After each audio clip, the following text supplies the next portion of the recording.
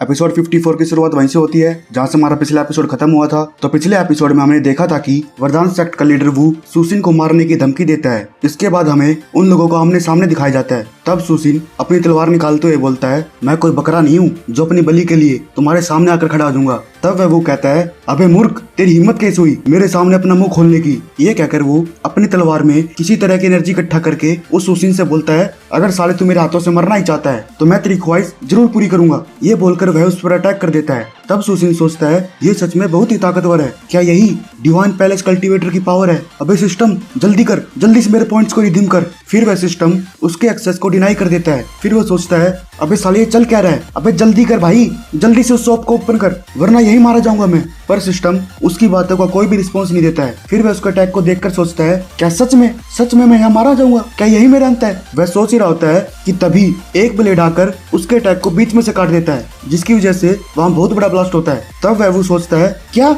आखिर ये कैसे हो सकता है? उसी वक्त हमारे वो की एंट्री होती है। फिर वह हंसते हुए बोलता है, एक डिवाइन पैलेस कल्टीवेटर यहाँ सिर्फ एक रिफाइन मॉडल कल्टीवेटर को मारने के लिए आया है। यह सच में बहुत ही शर्म की बात है। अगर ये बात पब्लिक के सामने आ गई तो भाई तेरी रेपुटेशन का क्या होगा? फिर वह वो कहता है, क्या तुम गवर्नमेंट के काम से यहाँ पर आए हो? तब वह वो कहता है, अरे नहीं, मैं तो यहाँ तुझे मारने के लिए आया हूँ। ये कहकर वह उस पर अपने बॉल से अटैक कर देता है। फिर वह वो कहता है, साले तेरी हिम्मत कैसे हुई मुझ पर अटैक करने की? वह आगे बोलने जा ही रहा था पर तभी उसके बॉल्स बहुत ही स्पीड से उसके साइड से निकल जाते हैं। फिर वह अपने लोगों से कहता है, जल्दी से इसे डॉज करो। लेकिन उन बॉल्स की स्पीड इतनी तेज होती है कि उनके पलक झपकाने से पहले ही वह उन सभी लोगों के गले के आर पार हो जाता है। इसके बाद वो मिंग अपने अंकल का नाम लेते लेते वहीं शहीद हो जाता है। तब वह वो किंग कहता है, तुम्हारा वरदान सेक्ट तुम्हारे मास्टर के मरने के बाद सच में बहुत ही कमजोर हो गया है। क्या तुम्हारे सेक्ट में से किसी ने भी उस 4 स्पीड स्वॉर्ड टेक्निक को मास्टर नहीं किया है? ये सच में बहुत ही शर्म की बात है कि तुम्हारी व्हाइट टाइगर टेक्निक को, जो कि उन 4 ग्रेट स्पिरिचुअल स्वॉर्ड में से एक है, उसे वरदान सेक्ट के द्वारा रिजेक्ट किया गया।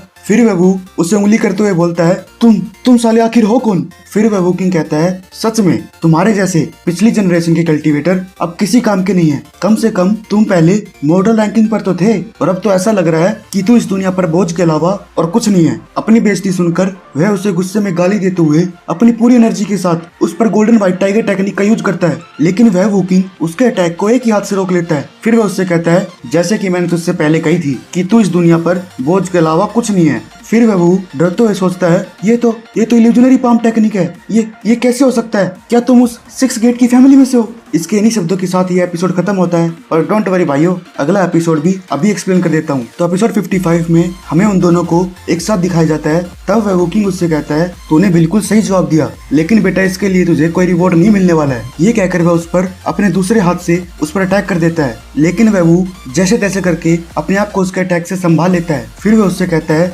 उस इंपीरियल कोर्ट का इतना इंपॉर्टेंट मेंबर अचानक से इस गैंगस्टर के बिजनेस में कैसे इन्वॉल्व हो सकता है? वह आगे कुछ बोलने जा ही रहा होता है, लेकिन तभी वह वो किंग अपने बोल से उसे काटकर वहीं खत्म कर देता है। फिर वह बोलता है, कचरा हमेशा कचरा ही रहता है और तू जैसा कचरा मौत ही डिजर्व करता है। हाँ तो फैक्शन मास्टर सू, मुझे यहाँ देखकर चौंक तो नहीं गए? तब वह सुसिन कहता है, अरे भाई वो किंग, सरप्राइज तो दूर की बात है, मुझे तो ये विश्वास नहीं हो रहा कि आपके पास इस लेवल की पावर है। इस हिसाब से तो आप उस पूर्वी विभाग में न केवल पावर के मामले में बल्कि उससे भी कहीं ज्यादा लग रहे हो। फिर वह वो किंग कहता है, अरे भाई सुसिन, ऐसी कोई बात नहीं है। वैसे जब मेरे गोल्डन डेज चल रहे थे उसकी तुलना में तो मैं आज कुछ भी नहीं हूँ। तब सुसिन कहता है, अरे भाई वो किंग, तो तू ये कहना चाहता है कि तुम्हारे जैसे नोबडी ने इतनी आसानी से एक डिवाइन पैलेस के कल्टीवेटर को मार दिया? पर जो भी हो, आपका मुझे बचाने के लिए बहुत बहुत धन्यवाद। लेकिन मैं ये अभी भी जानना चाहता हूँ, आखिर उस चैंगनिंग में हुआ क्या है? फिर वह वो किंग कहता है, अरे भाई सुसिन, अगर सच बात बोलूं तो हमारा पैलेस उस सेंटिवन के स्पाइस और उस खजाने के बारे में पहले से ही जानते थे।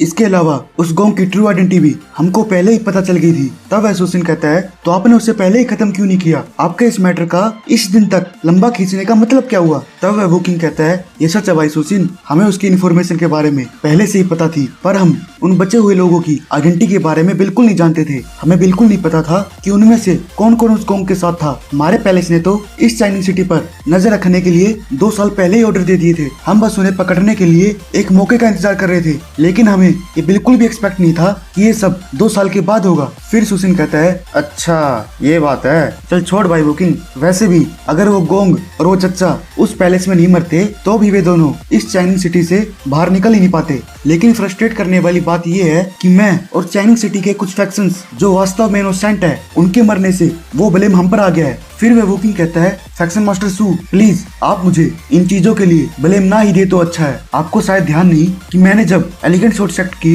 गोडेस की एटीट्यूड के बारे में पूछा था, उस समय मैं वास्तव में आपको हिंट दे रहा था। तब वह सुसिन सांस छोड़ते हुए बोलता है, ये अब सच में बहुत लेट हो गया। फिर वह वोकिंग हंसते हुए बोलता है, अरे भाई अब ऐसा मटिंडी समूह क्यों बना रहा है? मुझे तो यकीन ही नहीं हो रहा कि तुझ जैसा आदमी इतनी टेंशन में कैसे हो सकता है, जिसने उस फैंग को बिना किसी हेजिटेशन के मार दिया। तब वह सुसिन कहता है, ऑफिसर वोकिंग आप मुझे बार बार फैक्शन मास्टर बुलाना बंद कीजिए। ये सब हो जाने के बाद मैं तो उस कुत्ते की तरह हो गया हूँ जिसने अपनी फैमिली को खो दिया हो। अब तो मेरे पास भागने के अलावा कुछ है ही नहीं, मैं तो अब अपने फैक्शन में भी नहीं जा सकता। फिर वोकिंग कहता है, अरे भाई सुसिन तुझे जाने की कोई जरूरत भी नहीं है। वैसे भी मैंने उस वरदान सेक्ट के वू को इसलिए मारा है ताकि मैं तुझे जिंदा रख सकूं। तब सुसिन पूछता है, आपके ये कहने का मतलब क्या ऑफिसर वोकिंग? फिर वोकिंग कहता है, इजी पीजी। अरे भाई सुसिन मैं तुझे अपने 6 गेट में ज्वाइन करवाना चाहता हूँ। ये सुनकर वह सुसिन शॉक हो जाता है। तब वोकिंग उसके कंधे पर हाथ रखते हुए बोलता है, ये मत भूलो सुसिन, मैंने तुमसे पहले ही कहा था कि तुम जैसे टैलेंटेड बंदे को अपनी लाइफ उस चाइनिंग सिटी में वेस्ट नहीं करनी चाहिए। और अगर तुम उन पॉलिटिकल फील्ड में खुद को इन्वॉल्व नहीं करना चाहते तो सिंपली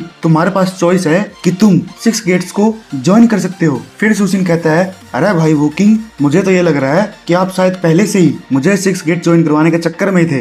तब वोकिंग हंसते हुए बोलता है, अरे भाई सुसिन बिल्कुल, क्योंकि मुझे तेरी एबिलिटी पर पूरा विश्वास है कि तू डेफिनेटली हमारी टाई फैमिली को सरप्राइज जरूर करेगा। फिर सुसिन कहता है, ऑफिसर वोकिंग जितना मैं 6 गेट को जानता हूँ वो बिल्कुल भी सिक्योर जगह नहीं है। वहाँ सच में पावर के मामले में बहुत स्ट्रगल है और अनएक्सपीरियंस लोगों के लिए तो वहाँ के लोगों से कोई कंपैरिजन ही नहीं है। और यदि मैं सच में 6 गेट में एंटर होता हूँ तो मैं तो उस पंचिंग बैग की तरह बनकर रह जाऊंगा। फिर वोकिंग कहता है, अरे भाई सुसिन ये बता कि स्ट्रगल कहाँ पर नहीं है? हालांकि हमारी फैमिली उस 6 गेट में सबसे पहली फैमिली है, लेकिन फिर भी ऐसे बहुत से लोग हैं जो हमारी उस पोजीशन को छीनना चाहते हैं। तो मैं समझ सकता हूँ कि तुम इसलिए डर रहे हो कि 6 गेट में ज्वाइनिंग करने के बाद कि कहीं तुम सर्वाइव ना कर पाओ, पर अनफॉर्चुनेटली तुम पहले से ही ब्लैक लिस्टेड हो, इसलिए वो 6 गेट ही तुम्हारी एकमात्र चॉइस है। इसके बाद सुसिन बोलता है, ब्लैक लिस्टेड? मैं समझा नहीं ऑफिसर वोकिंग, आखिर आप कहना क्या चाहते हो? फिर वोकिंग कहता है, अरे भाई सुसिन शायद तुझे इस बारे में ना पता हो, लेकिन तुम एक पहले रिफाइन मॉडल कल्टीवेटर हो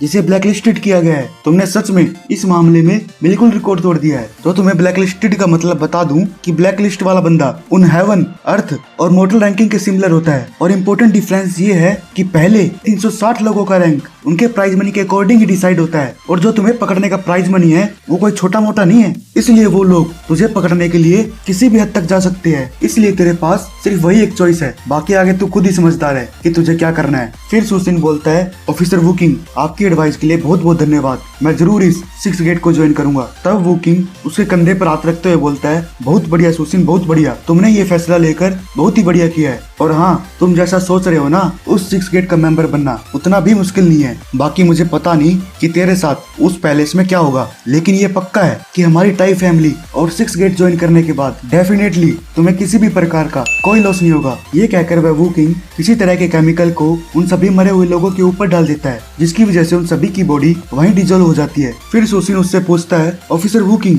आपने ऐसा क्यों किया? तब वह वोकिंग कहता है, अरे भाई सुसिन हमें अनवांटेड प्रॉब्लम से बचने के लिए ऐसा करना ही ठीक है। और वैसे भी तुम 6 गेट के बारे में जितना जानते हो ना, वो उससे कहीं ज्यादा है, जो तुम्हें धीरे धीरे सब समझ में आ जाएगा। फिर वह सुसिन उससे पूछता है, ऑफिसर वोकिंग क्या वो 6 गेट्स मेरे नाम को ब्लैक लिस्ट से इरेज कर सकते हैं? तो गाइस इसी के साथ हमारा एपिसोड समाप्त होता है। फिर मिलते हैं नेक्स्ट एपिसोड में।